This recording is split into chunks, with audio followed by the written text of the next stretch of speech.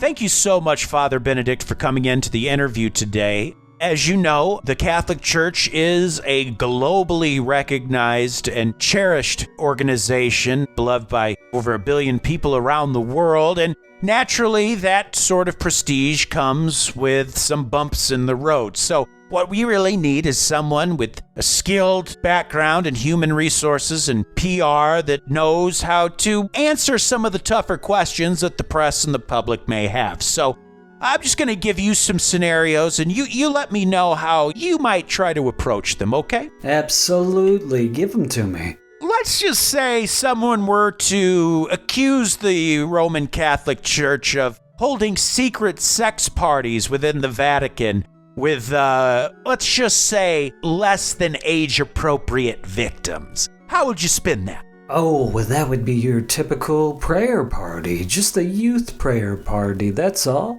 I like that. Very good. Very good. All right, now let's say that, a lot of people believe that the Vatican is actually hiding UFO craft and organic biological specimens from outside of the planet Earth. How would you rebut some of those accusations? We've all heard of fallen angels, right? This is just the case of fallen angels being mischaracterized as aliens, when in fact, they are servants of the Lord. Bingo. I like it. Now, what would you say to people that say the Catholic Church has secretly been laundering money for centuries and is sitting on a vast sum of unimaginable wealth? That sum of money is all part of the Catholic Church's plans of charity. Charity. I like that a lot. Wow, you're really wowing me here, friend. Let's see. I got a few more questions. Let's say a certain princess gets kidnapped by a giant turtle. What would you do then? Giant turtle. Oh, well, for that, obviously, you just hire a couple of plumbers. Bingo, you got it. Wow, okay. I gotta say, you have really blown me away today, and I think you are probably the perfect candidate for this role. Before we wrap up the interview and we give you an offer, do you have any questions for me? Nothing related to the job, but I am curious. What is the deal with the Orlandi girl? Sure. Excuse me one second.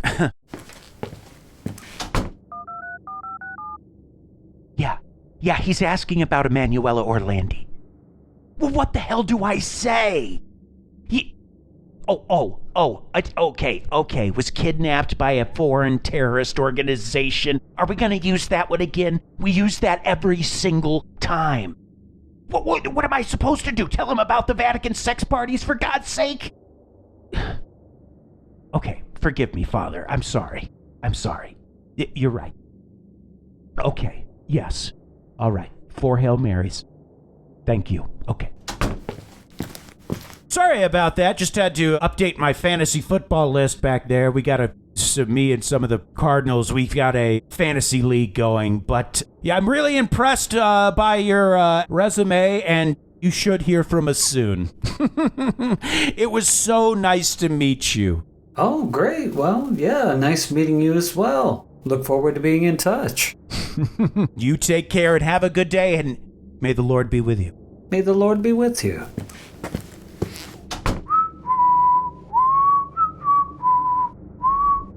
Hey!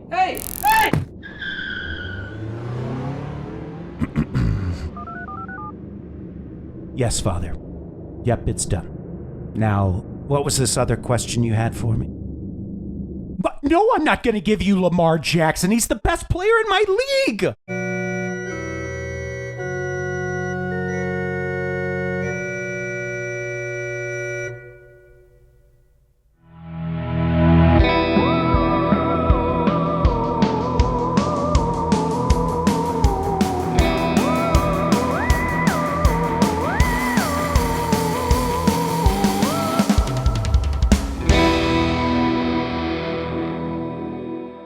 Citizens of the Milky Way, my name is Dylan Hackworth. And I'm Gage Hurley. And you have arrived in the espresso-soaked streets of Rome. That's right, you're roaming through the mysterious, the bizarre, and the unexplained, because you're here on Creep Street, baby. And boy, oh boy, We've been on a paranormal kick lately. Right now, we've got a flesh and blood, true crime, conspiracy, mystery, Thriller. like something straight out of Unsolved Mysteries. Oh yeah, this is like an edge of your seat. This is like a little touch of Dan Brown, a touch of Stephen King, a touch, it's got a little bit of everything, and it's unfortunately a very true story. Buckle up, because we're going to be flying around these cobblestone streets at breakneck speeds. Woo! That's right, in that fast Italian car. But first, let me feed you the sacrament of my sources. I got 2 articles by Brent Swancer, both at Mysterious Universe. One, The Mysterious Disappearances of Vatican City, and Dark Conspiracies and a Mysterious Disappearance. So, I think that tells you all you need to know, folks. Because disappearances are, unfortunately, nothing new. We've covered many of them right here on Creep Street. People go missing every day. Some walk away by choice, and others, well, their stories aren't so simple. Sometimes it's like the earth just opens up and swallows someone whole. No note, no sign, not even a clue left behind as to where they went. And while most folks expect this kind of thing to happen deep in the wilderness, like we've been talking about, shout out to last week's episode about phantom staircases, often would happen during search and rescue operations is when they would encounter these things. Well, sometimes, though, they'll happen in a bustling city, not just in the middle of nowhere, right in the heart of one of the most ancient cities on Earth. Every now and then we get a case that defies logic, a vanishing that unfolds in plain sight, in broad daylight, right where life is supposed to feel the safest. But darkness sometimes doesn't wait for you to find it. It comes to you, baby. And that brings us to one of the strangest, most unsettling mysteries of them all. One that doesn't unfold in some dark, forgotten corner of the world, but right in the heart of one of the most sacred places on Earth, Vatican City. Hear that? Ooh, smell a little pasta. Someone's making a little pasta. Like I said, you smell that espresso in the air. Ooh. Is that a macchiato? Oh, wow. Ooh, there goes a fast Italian car. Ooh. Oh, hello, ladies. Bellissimo. Bellissimo. Yes, the very name of Vatican City conjures images of towering cathedrals, ancient relics, and old Michelangelo's immaculate frescoes, old Mickey Lang. It's the spiritual epicenter of over 1 billion people around the globe. A place drenched in incense and Latin hymns and held in reverence in the hearts of many. The beating heart of the Roman Catholic Church. It is, to many, the last place one would expect to find traces of something unholy. And yet, beneath the ornate gold and marble, behind the solemn rituals and holy processions, something else stirs. Beginning in the 1980s, a series of disappearances would shake the tiny city-state to its core. Quiet vanishings, people gone without a trace, the kind of disappearances that left behind more questions than answers. And hushed secrets the church would rather keep buried. And believe me, the Catholic Church has had a few of those. Because when people go missing in the Vatican, oh mama, it's not just a case of where they went, it's a matter of who wanted them gone. And it quickly became a global news story. For as much prestige and reverence is held for the Vatican, the city itself is just 121 acres in size. It is in fact the smallest independent state in the world. But of course, what the Vatican lacks in size, it more than makes up for in power, prestige, and secrecy. Walled off from the rest of Rome like a medieval fortress, Vatican City is a theocratic, sacerdotal, monarchical state where the Pope reigns as both the head of the church and the head of state. It's where the sacred mingles with the political and inevitably leads to intrigue. And let's not forget, it's a global tourist magnet, drawing millions each year to marvel at sights like the Sistine Chapel ceiling, or to even pray under the vast dome of St. Peter's Basilica. But beneath the surface of this holy stronghold lies another side, a side they don't advertise. And as we'll soon learn, it's in this unlikely setting that a series of strange and chilling vanishings would unfold. The most infamous and terrifying of these disappearances took place in the summer of 1983. Her name was Emanuela Orlandi. She was just 15 years old and a second-year student at a high school in Rome. Orlandi was said to be wonderfully bright, musical, and full of life. She was the daughter of a Vatican employee, a man whose job was to organize papal functions, someone deeply embedded in the daily workings and bureaucracy of the Holy See. Emanuela Orlandi wasn't just a visitor or a tourist, she literally was a citizen of Vatican City. Well, on June 22nd, 1983, it was a warm Roman evening. Emanuela was running late for a flute lesson at her music school, a place she attended 3 times a week. She left her family's apartment inside the Vatican walls and stepped out into the ancient streets of Rome, and never would she come back home. There was no goodbye, she was just gone without a trace.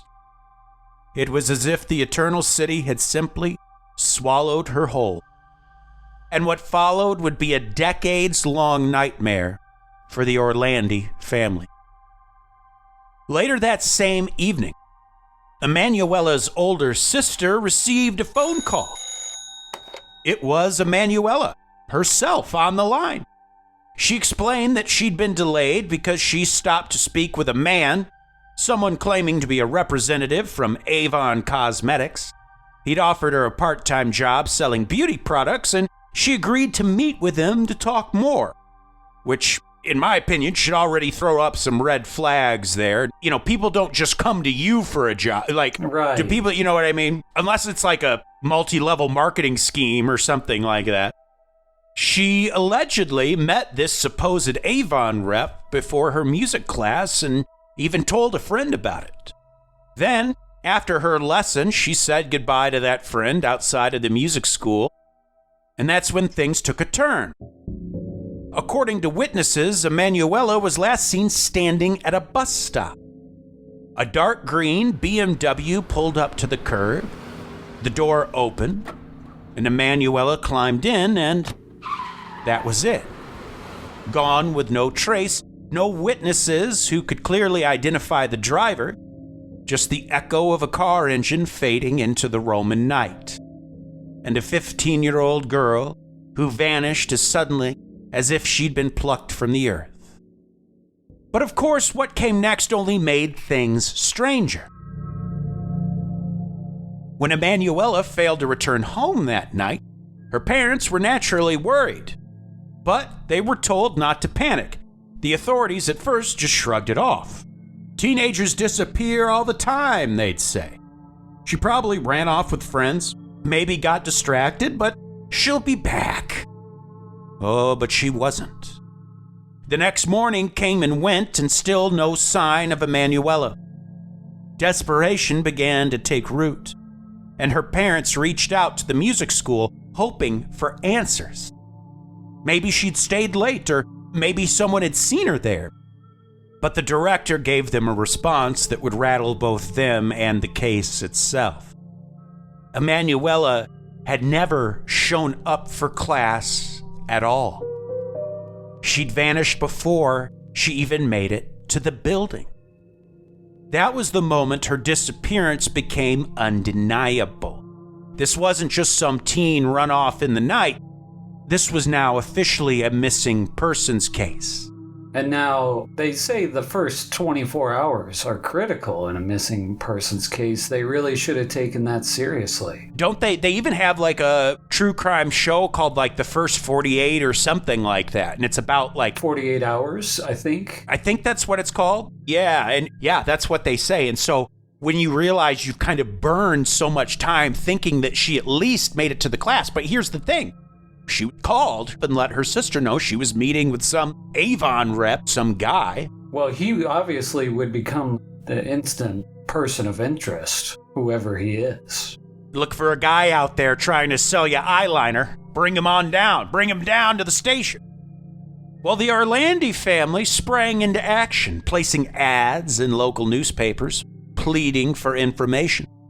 They included their home phone number, hoping, praying that someone might know something, that a witness would come forward, maybe even Emanuela herself might even call home. But what happened next was not a moment of comfort.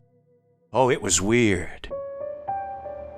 Because soon, that phone did ring a ding-ding. And what came through the line was not Emanuela's voice, but something that would throw this already strange case into a realm of mystery, paranoia, and conspiracy that would grow darker with every call. The phone calls started just 3 days after the girl's disappearance. On June 25th, a man called the Orlandi household and identified himself as a 16-year-old boy named Pierluigi. His voice was calm and reassuring. He said that he'd been at the Piazza Navona, one of Rome's most famous and crowded squares, with his fiancée, which, side note, a 16-year-old with a fiancée? I don't know, maybe that's an Italian thing. Maybe that's, I don't know. But anyway, that's where they had supposedly encountered a girl matching Emanuela's description. According to him, the girl introduced herself not as Emanuela, but as Barbarella. She claimed she'd run away from home, said she'd been selling Avon products and was now living with a group of other runaways. She said she was fine, and furthermore, that she didn't want to be found. It was a story that could somewhat make sense. A teenage girl, if she had strict parents, and you would think her father being a Vatican employee, maybe she was living under a more strict thumb. You know, you're young and you're rebellious. You like that rock and roll music, you know what I mean? Yeah. And hey, it's hard to stay away from it. That's right. Maybe she got fed up with the pressure and expectations and went off chasing some kind of freedom in the big city. But even as he spoke, something about this 16-year-old story didn't sit right. Why the fake name? Or why reach out at all? And this was only the beginning, because that call was the first of many, each one stranger than the last. At first, the Orlandi family didn't know what to make of the boy's story. I mean, Barbarella? A runaway Avon girl in Piazza Navona? All of it just sounded fishy. But then, Pierluigi began to share details, specific details about Emanuela that had never been made public. He said she was carrying her flute, that she was wearing her glasses even though she didn't like them, and that she'd recently had her hair cut. And all of this was true. Remember, Emanuela was supposed to be going to music class, so I think of all things, the flute kind of give you a glimmer of like, oh, maybe this person's telling the truth, because the flute thing, if they didn't include that, or even if they included that she was supposed to be at music school, who knows what instrument she was going to play. All of it was true. Suddenly, this wasn't just some crank call, it was getting weird, certainly, but the details were also clicking. 3 days later, that phone would ring again, and on the line was another male voice, this one calling himself Mario. Now, I just want to say, Pierluigi, now Mario? I mean, who's calling next, Toad? Well, anyway, this Mario claimed to be the owner of a bar near the music school that Emanuela was attending. Mario said the girl had come into his bar recently. She called herself Barbara. She looked like the description of the missing girl, and she told him she'd run away from home, but that she did plan to return for her sister's wedding. Again, it was just believable enough to send the family and the investigators working the case into a spiral. Was Emanuela out there somewhere alive but hiding? Was she being manipulated by captors or some sort of weird cult? Was her life in danger? And what was with the name Barbara or Barbarella? The pattern of strange phone calls, though, would continue. But soon the voices on the other end of the line would stop offering reassurances and start making demands. By now, the entire city of Rome was looking for this 15-year-old girl. Images of her young, happy face were posted on thousands of flyers plastered across the city. They were everywhere, street corners, storefronts, church doors. You couldn't walk a block without seeing the name Emanuela. And then the Pope himself, Pope John Paul II, old Johnny too, took to the pulpit multiple times, pleading publicly for Emanuela's release. Each time he implored those responsible to please show mercy, to let the girl go, but mercy wasn't coming. Instead, the calls became darker, aggressive, and more frequent, not to mention always anonymous. And this time, the callers weren't pretending to be helpful witnesses. They weren't claiming to be friends or bar owners or curious strangers. No. They claimed to be terrorists. They said that Emanuela had been taken, kidnapped, and held hostage by a shadowy group demanding the release of one man, Mehmet Ali Asha, a name that sent shivers through the Vatican. Asha was a Turkish man who had attempted to assassinate the Pope just 2 years earlier in St. Peter's Square. And now these mysterious callers were saying, "Let him go or the girl dies." Now, whatever this was, it was becoming more than just a kidnapping. Yeah, sounds like part of some elaborate plot. Some sort of revenge plot. Like a political, Yeah. like crime. Yeah, it's becoming more than a mere missing persons case. The voice of the next caller, though, was calm, deliberate, and chilling in its poise. And unmistakably American. The tone was polished, like someone used to making deals under stressful situations. The Orlandis and the investigators called him the American. This mysterious caller was a negotiator, and he made it clear what he wanted: an exchange. Release Mehmet Ali Asha, and Emanuela would be returned unharmed. He said the Pope had 20 days to approve the negotiation. And he didn't just say he had the girl, he actually proved it. In one call, the American played a recording of a girl's voice. She was terrified, but alive. The voice sounded very much like Emanuela. In another call, he saw their 50 and raised him another. He upped the ante, folks. He sent photocopies of her music school ID. And then sheets of the very music she had been studying. And finally, a handwritten note believed to be from Emanuela herself. So, the fact he's got her school ID, so this is legit. This isn't just crank calls and what. This is legit. This is the real deal. The school ID especially, but I'd be curious if they took a look at the handwriting of the note and compared it to other copies of hers. Right. And surely I would assume the investigators did. So now we are confirmed that they, at least at one time, had the girl in their possession. Each item was chillingly specific, each one making this mysterious man's claims impossible to deny. Whoever La Americano was, he wasn't bluffing. And whatever was going on, it wasn't just a kidnapping. This was a political power play weaponized through one innocent 15-year-old girl. But despite the Pope's public pleas and the eerie precision of the Americans' threats, Emanuela never came home. The American, however, wasn't done.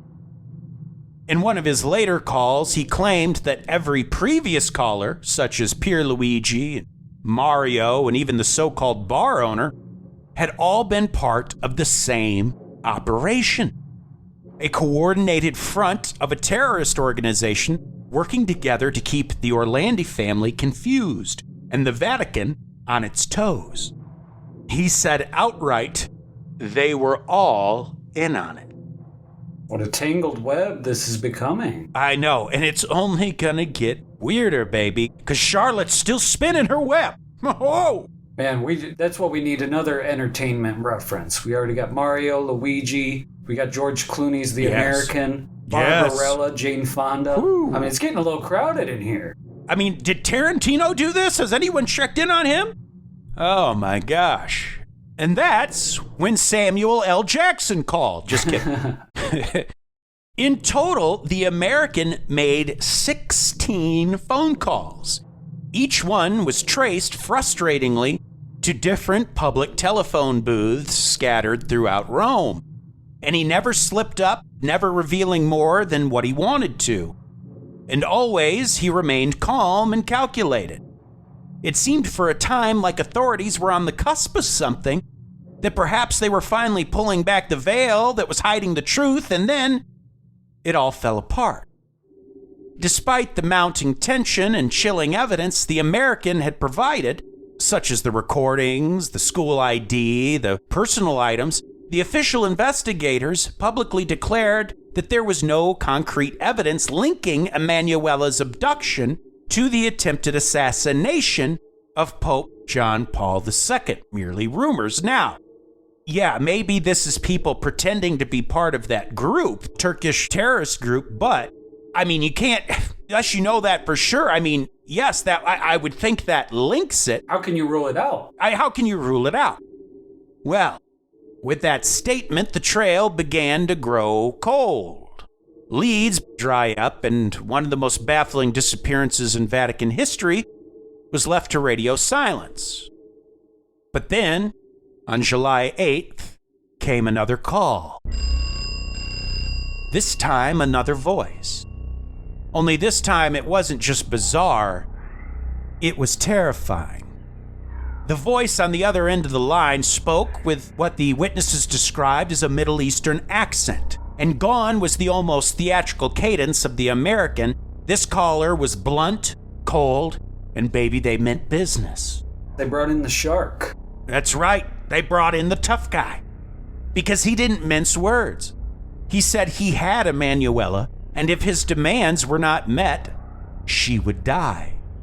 The ultimatum was clear: release Mehmet Ali Asha within 20 days, or the girl would be executed. This was not a plea, it was a threat. But the Vatican refused.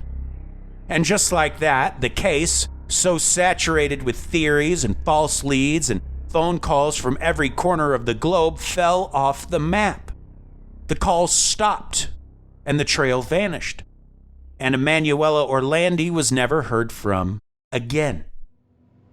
Well, decades have passed, and authorities have pursued hundreds of tips, investigating countless sightings, following every breadcrumb that could possibly lead to her, but every path would lead to a dead end. And the Vatican, a place drenched in centuries of sacred mystery, became the backdrop of one of the most enduring and disturbing vanishings in modern memory. Yet over the years, the disappearance of Emanuela has become a tangled knot of conspiracy and secrecy. With each passing decades, theories have only multiplied. Some are chillingly plausible, while others sound like the stuff of espionage thrillers and Catholic horror films.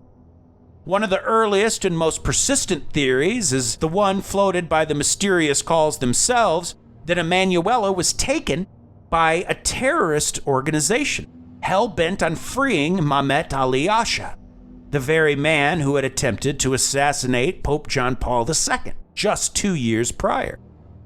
The phone calls, especially those from the American, seemed to back this narrative with eerie specificity, producing proof of life, insider knowledge of her possessions, and threats that echoed with real menace. To some, this was enough to buy the story. It was a covert trade, a young girl's life in exchange for a would-be papal assassin. But others weren't so sure. Because as solid as those claims sounded, there was always something a little too theatrical, a little too perfectly constructed. The name most often linked to this particular thread of the mystery is a shadowy, far-right Turkish nationalist group known as the Grey Wolves, the same organization to which Mehmet Ali Asha himself belonged. A group already known for political violence and extremism, and the idea that they might orchestrate a high-profile kidnapping wasn't far-fetched. What was far-fetched was what came next. While serving time for the attempted assassination of the Pope, Asha gave a televised prison interview with an Italian news program. And in this interview, he stated flatly that Emanuela Orlandi had in fact been taken by the Grey Wolves. And not only that, but that she was still alive. According to him, the girl had been moved to a cloistered convent where she was living in secrecy well outside of the public eye. It was the kind of claim that sparked some hope and even wilder speculation. But like so many pieces in this dark and baffling puzzle, Asha's statement lacked one crucial ingredient: evidence. There was no location he gave, no names, no documentation, nothing to follow up on.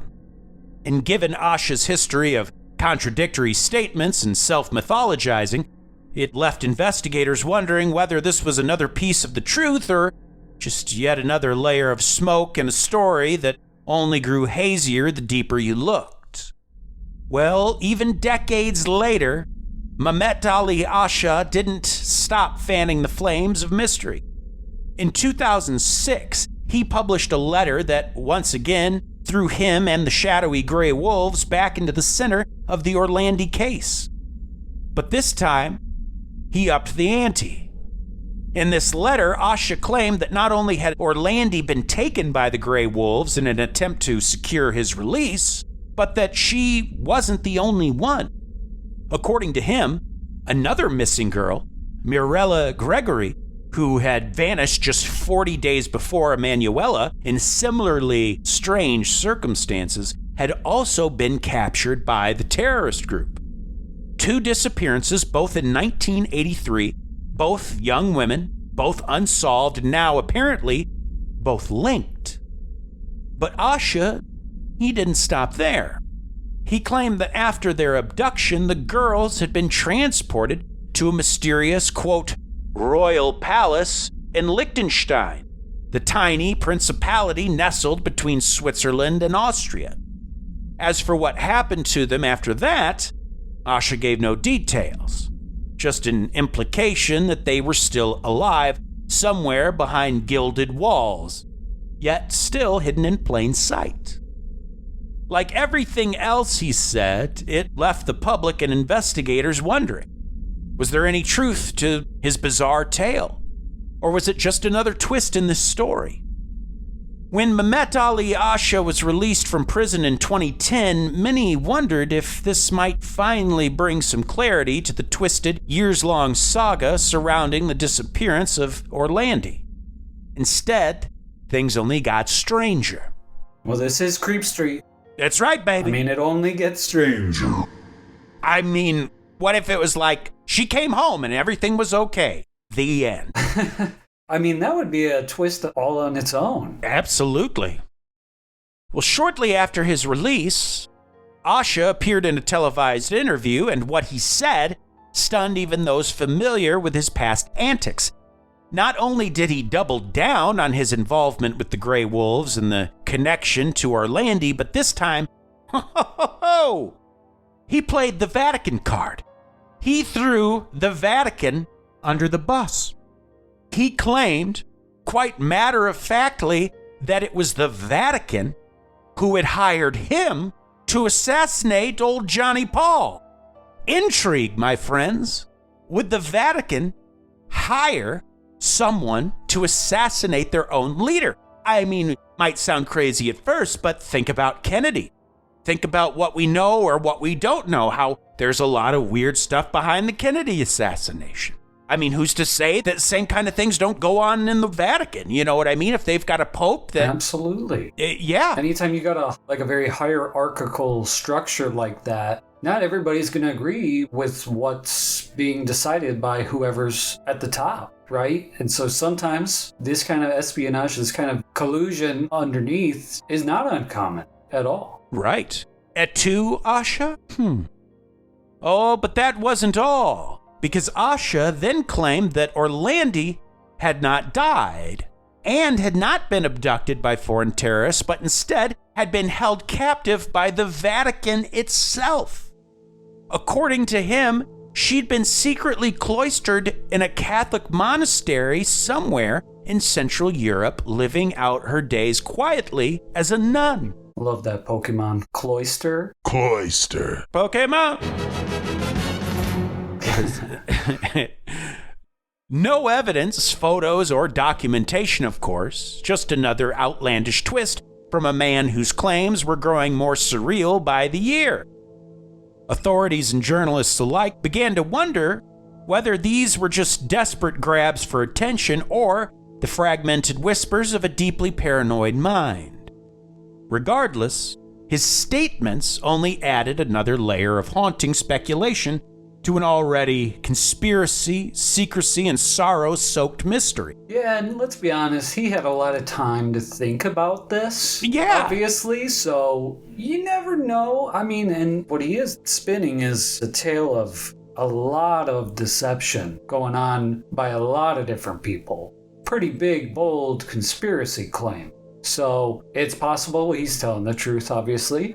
But it's also possible that he manufactured a story. Right. Because also, like, why do that job for the Vatican and then just tell everyone it was the Vatican? And vice versa. Why? Well, for the Grey Wolves, it's a little different because they claim to, it's a little different in that regard. But it's like, if he did do it for the Vatican, why then tell everyone he did it for the Vatican? You know what I mean? Like... And not until after, he'd been talking to the press while he was in prison, right? Right. So he doesn't end up coming out with this detail until after he's released? Right, exactly. Which you'd also think that would be the time he'd be most vulnerable to retaliation from the Vatican. Absolutely.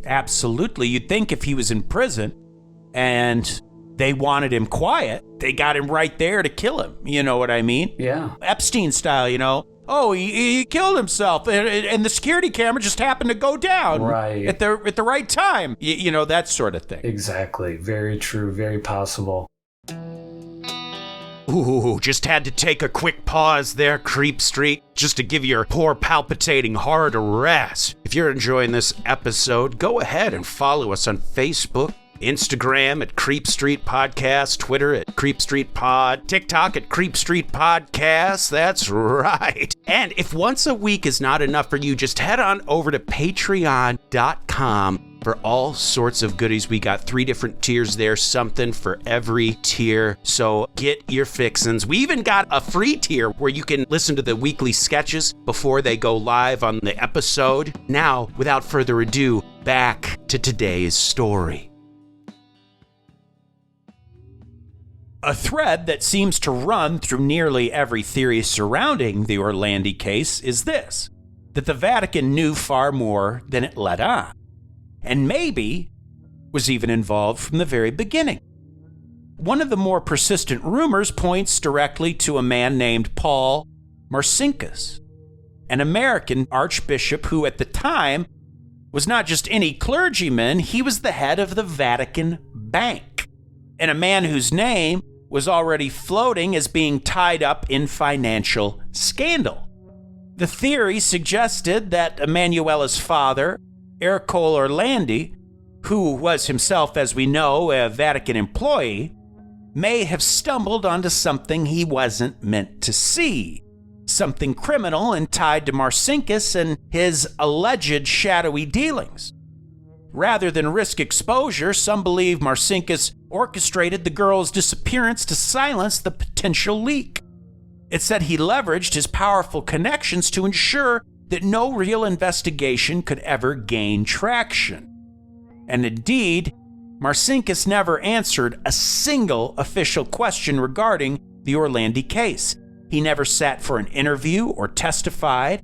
He remained wrapped in the protection of the Vatican until his death in 2006, when he may have taken the full, unholy truth with him to the beyond. To this day, for many who have followed this case, that silence from inside the holy city still speaks loudly. Oh, and baby. Just when you thought it couldn't get more twisted, in steps the mafia. In 2011, a new and deeply disturbing chapter emerged when Antonio Mancini, a former high-ranking member of Rome's notorious crime syndicate, the Banda della Magliana, came forward with a claim that could blow the lid off the entire Orlandi mystery. According to Mancini, Orlandi hadn't been snatched by a foreign terrorist group or hidden away in a convent. She was taken by the mob. Why? To collect a debt, of course, and a big one at that. You see, according to Mancini, the Vatican, specifically the Vatican Bank, had borrowed massive sums of money from the mafia, and when it came time to pay up, the check never cleared. So, the Banda della Magliana did what the mafia does best. They made a threat impossible to ignore. They made a monopoly they couldn't refuse, yeah? They kidnapped the daughter of a Vatican insider and held her as collateral, proof that they meant business. And the most chilling part is that this may be more than just mob bravado. Mancini pointed to a web of connections between the Orlandi case and one of the most infamous deaths in Vatican-linked financial history, the murder of Roberto Calvi, known as, quote, God's banker due to his close ties to the Vatican. Calvi was found swinging beneath London's Blackfriars Bridge in 1982, his pockets stuffed with cash and precious stones. While the official story tried to pass it off as side, few believed that a man could tie his own hands behind his back and hang himself from a scaffolding beam, especially when considering the man was allegedly embroiled in a complex Vatican-linked money laundering scheme that was said to have gone sideways. Why would you tie your own hands behind your back in a scenario like that? Exactly. According to Mancini, Orlandi's disappearance was the final warning. The mafia had already shown what happened to men like Calvi, and now they were putting the squeeze on the Holy See, in the most brutal way imaginable at that, through a young girl, snatched from the streets of Rome, never to be seen again.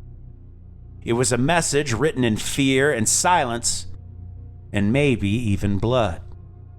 Innocent blood. Now, if the mystery of Emanuela Orlandi wasn't already deep enough, well, put on your frickin' scuba gear. Because in 2005, things took a bizarre and downright cinematic turn. One of the weirdest and most compelling leads the case had ever seen. An anonymous phone call was made to the Italian crime show Chi l'ha visto, or Who has seen? And what this caller said was rattling, to say the least. According to them, this unnamed source, the key to unraveling the Orlandi case did not lie in a convent or a foreign government archive or even the Vatican vault, but in a tomb. A very specific tomb. That of the infamous Roman mobster Enrico Renatino de Pettis. Now, de Pettis, he was no two-bit street crook, baby. He was one of the top brass in the Banda della Magliana, the same mafia group that Mancini had tied to the Vatican's dirty dealings. And according to this anonymous tipster, DePettis had killed Emanuela Orlandi as a favor, a bloody favor carried out on behalf of Cardinal Ugo Poletti, the Vicar General of Rome at the time. His name is spelled U-G-O. I don't know if that's Ugo, but Ugo. I'm assuming Ugo Poletti is probably the right way to say it. Ugo. Sounds like a character. Cardinal Ugo. Oh, yeah. Hey, it's Ugo Poletti. Avert your eyes. Avert your eyes, it's Cardinal Ugo Poletti. Hello, Your Holiness. The idea was so wild that many dismissed it outright until DePettis' former girlfriend stepped out of the shadows, and she confirmed that he had indeed told her that he was involved in Orlandi's disappearance. And suddenly, what had once been written off as a prank call started to take on a very sinister tone of possibility. What made the whole thing stranger was where DePettis was buried. Despite his criminal record and blood-soaked reputation, DePettis had been laid to rest in the prestigious crypt of the Basilica of Santa Apollinare in Rome, a sacred spot typically reserved for saints, scholars, and high-ranking clergy, not gangsters. At least, usually not gangsters.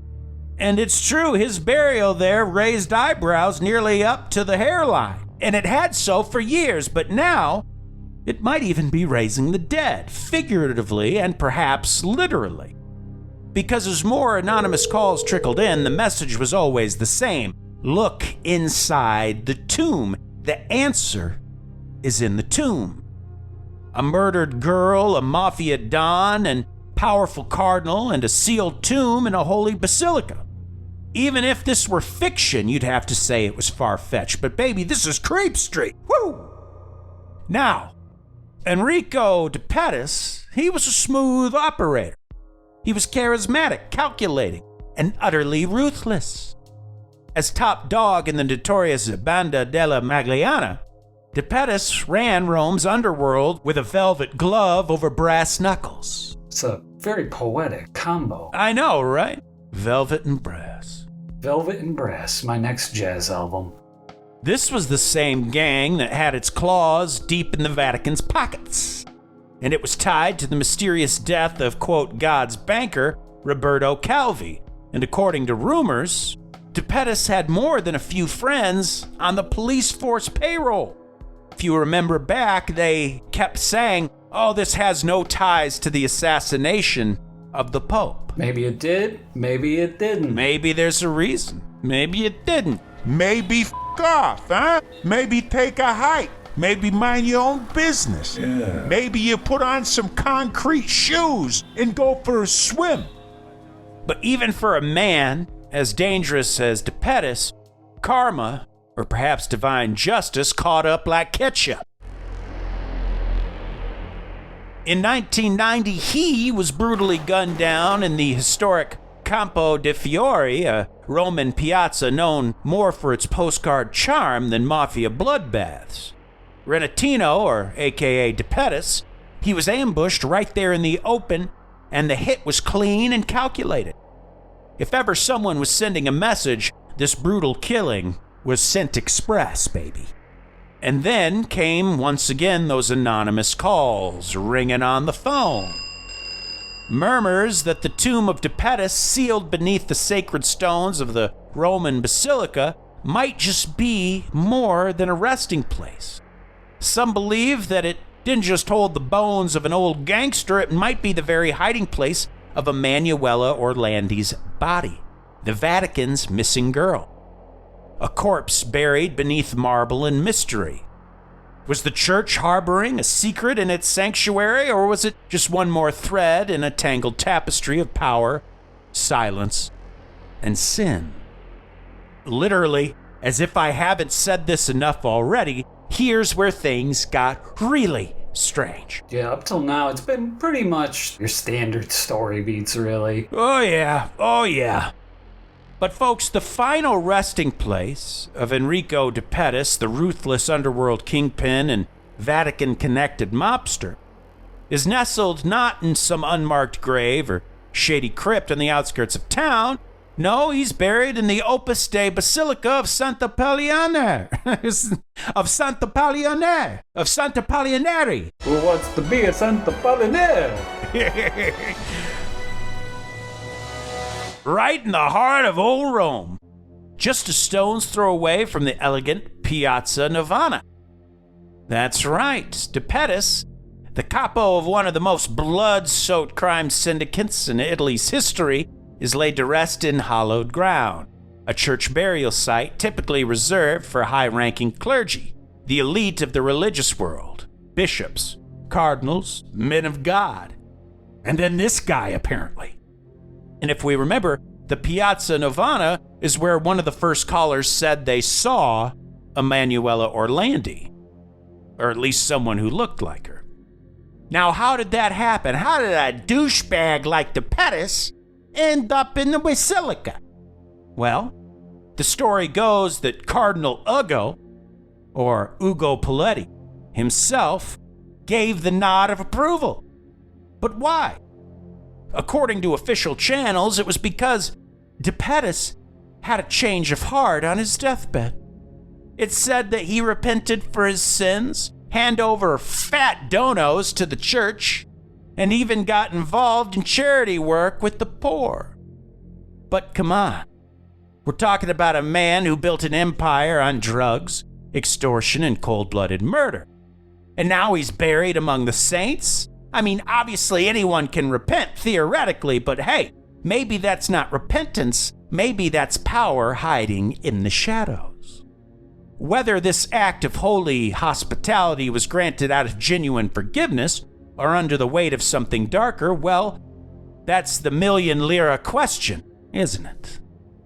And here's where the whole thing starts to feel less like a kidnapping case and more like a Dan Brown novel that took a sharp turn into The Exorcist. That'd be a cool crossover, actually. That actually would be. For 7 years, the Vatican stonewalled any attempt to crack open the tomb of DePettis. 7 years of public outcry, 7 years of desperate pleas from Orlandi's family, 7 years of silence from the Vatican. And the longer they waited, the louder the rumors became, especially after DePettis' former girlfriend came forward in 2008 with a bombshell that none other than Archbishop Paul Marcinkus, the Vatican banking heavyweight, had personally hired DePettis.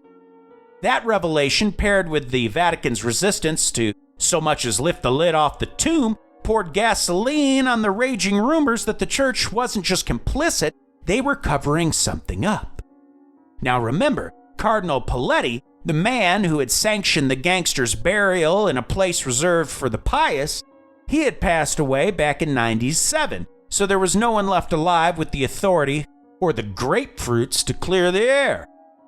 Finally, though, after years of pressure from the Orlandi family and Italian citizens as a whole, and international scrutiny on top of that, the Vatican caved, and they agreed to open the tomb. And baby, the air was thick with anticipation. Some thought they'd find Emanuela's remains laying beside the gangsters, and others were convinced that they'd find the tomb completely empty, that DePettis had never been there at all, that the whole thing was a sleight of hand.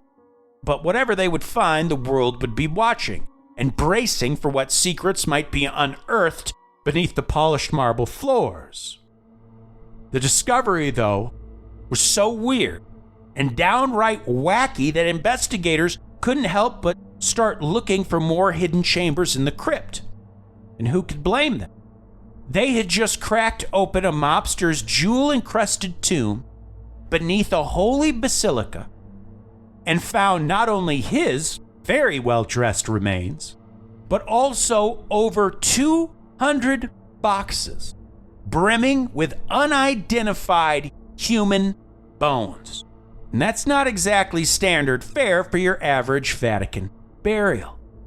Initial tests dated the remains, get this, to sometime before the Napoleonic era. But the mystery didn't end there.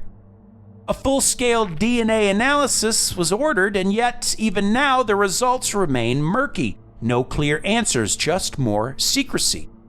And to this day, the case of Emanuela Orlandi is still unsolved, still hanging in the incense-thick air of the Vatican City like a ghost that refuses to be exorcised. But perhaps one of the most disturbing allegations tied to Orlandi's disappearance came in 2012, and it came from someone who was no outsider.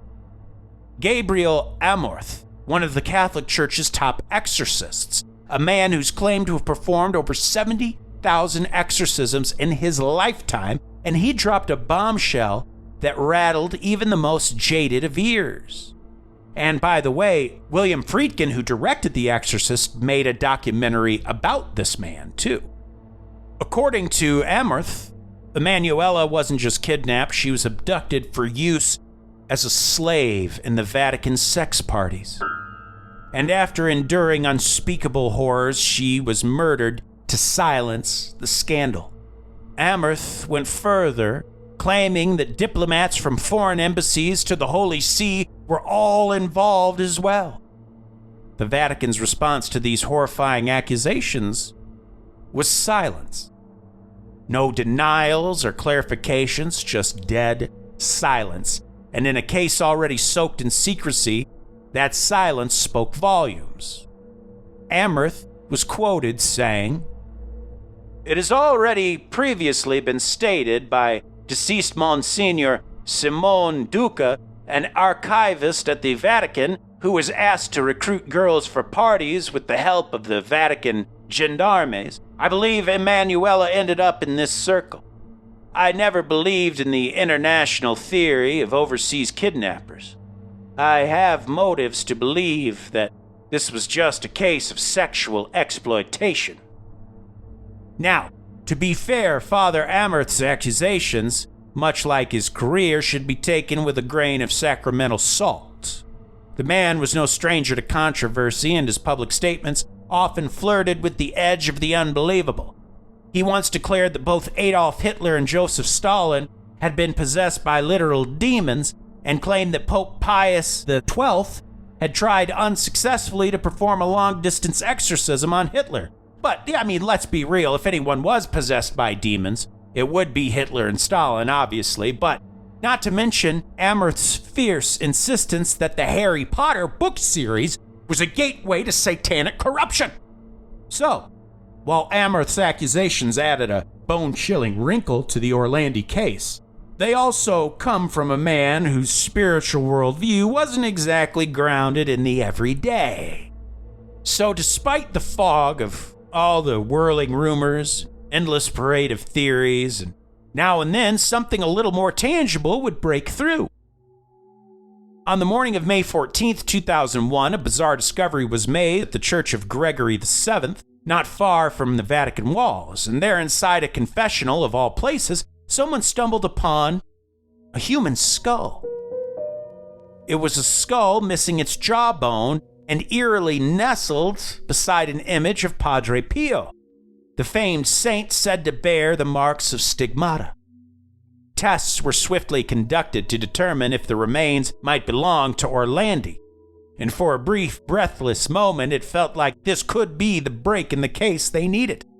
But in true fashion, for this endlessly frustrating mystery, the tests would come back negative.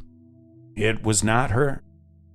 And yet, even decades after her vanishing, reports and sightings of Emanuela still surface from across Italy and various corners of Europe, each one offering hope that's quickly dashed against the rocks. A face in the crowd or a name on a convent roll, but nothing ever sticks. The Vatican's lost girl remains just that, very much lost. For all the breadcrumb trails and anonymous callers and headlines that came with promise of the truth, the fate of Orlandi and Mirella Gregory, the other teen who disappeared 40 days before her, both remain cloaked in shadow. Two girls plucked from ordinary lives in the heart of one of the most scrutinized cities on earth and gone without a trace. Their vanishings feel less like isolated tragedies and more like threads in a deeper, darker tapestry. Because through it all, the Vatican has maintained a curiously distant posture, officially silent and unofficially evasive. Time and again, questions are met with carefully worded statements and stony indifference. For many, it's led to a gnawing suspicion that behind the gilded doors of Vatican City, someone knows more than they're saying. Maybe a lot more. But if there are answers buried beneath the marble and incense, they've stayed sealed tight for 4 decades. As one investigator put it, quote, "There are still people alive and inside the Vatican who know the truth." Well, for more than 40 years, the disappearance of Emanuela Orlandi has loomed like a shadow over Vatican City, a riddle wrapped in silence, buried beneath layers of power and politics and piety. For the Orlandi family, the pain has never dulled. No arrests, no confessions, just decades of unanswered questions, rumors, and doors that seem to close tighter the closer you get to them. Was this a cold case of terrorism? A girl who simply ran away and vanished into the cracks of the world? Or was it something more insidious? Something festering within the walls of a holy city built on faith? Each theory has only deepened that fog, and so the Vatican disappearance remains, to this day, one of the most chilling, confounding, and unresolved mysteries of the modern era. Maybe someday the truth will find its way to the light. But for now, the silence speaks louder.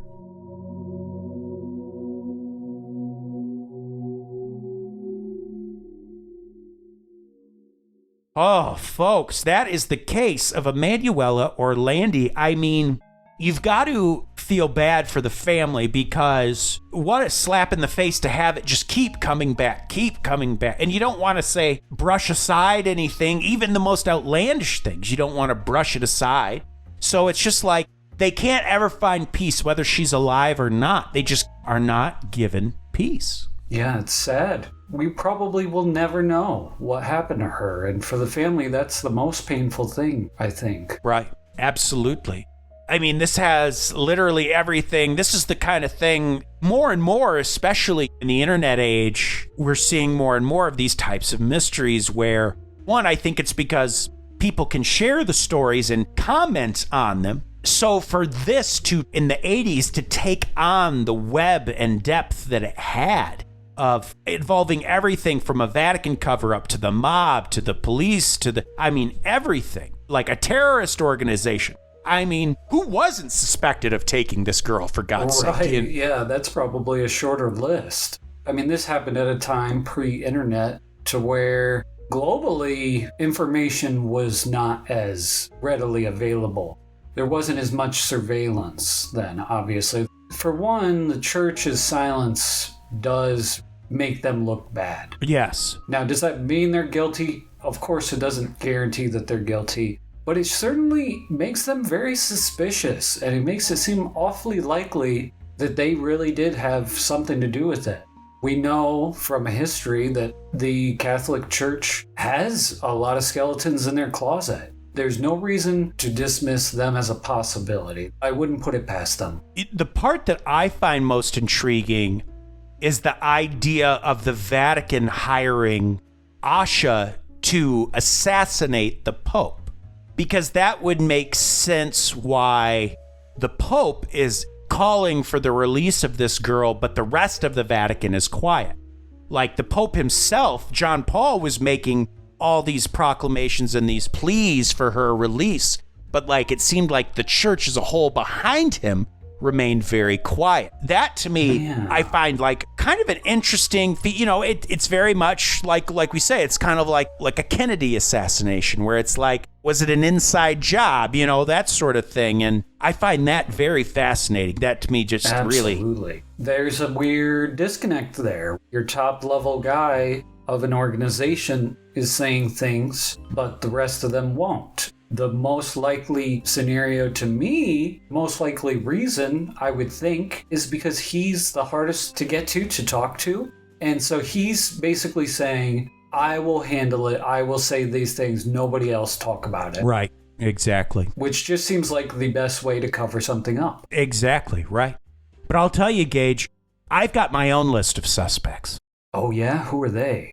People I suspect of being f***ing awesome. Give it up for our top-tier Patreon subscribers. Of course, the Dream James Watkins, the Finnish Face via Lungfist, the Madman Marcus Hall, the Tenacious Teresa Hackworth, the Heartbreak Kid Chris Hackworth, the oh-so-suave Sean Richardson, the Notorious Nicholas Barker, the Terrifying Taylor Lashmet, the Count of Cool Cameron Corliss, the Archduke of Attitude Adam Archer, the Sinister Sam Kiker, the Nightmare of New Zealand Noeline Vivilli, the Loathsome Johnny Love, the Carnivorous Kevin Bogey, the Killer Stud Carl Staub, the Firestarter Heather Carter, the Conqueror Christopher Damian Damaris, the Awfully Awesome Annie, the Murderous Maggie Leach, the Serve Sexy Sam Hackworth, the Evil Elizabeth Riley, Lauren Hellfire Hernandez Lopez, the Maniacal Laura Maynard, the Vicious Karen Van Vieren, the Arch Nemesis Aaron Bird, the Sadistic Sergio Castillo, the Rapscallion Ryan Crum, the Beast Benjamin Huang, the Devilish Chris Doucette, the Psycho Sam, the Electric Emily Zhang, the Ghoulish Gert Hankum, the Renegade Corey Ramos, the Crazed Carlos, the Antagonist Andrew Park, the Monstrous Michaela Schur, the Witchy Wonder J.P. Weimer, the Freaky Ben Forsyth, the Barbaric Andrew Barry, the Mysterious Marcella, the Hellacious Cale Hoffman, and Pugblorb, the Poltergeist. Yes. I'll tell you what, every name on that list is in no way affiliated with this disappearance. And I'll stand by that. Folks, if you want to be just like those saints we just listed, go over to patreon.com/creepstreetpodcast and take the sacrament for yourself. There's 3 different tiers, even a free tier. Go enjoy that. Get something tasty over there. I think you'll really, really like it. Thank you once again to all of our listeners. We love you. Thank you for tuning in every week. We love it. We're getting bigger and better from here on out. Citizens of the Milky Way, my name is Dylan Hackworth. And I'm Gage Hurley. Good night and goodbye.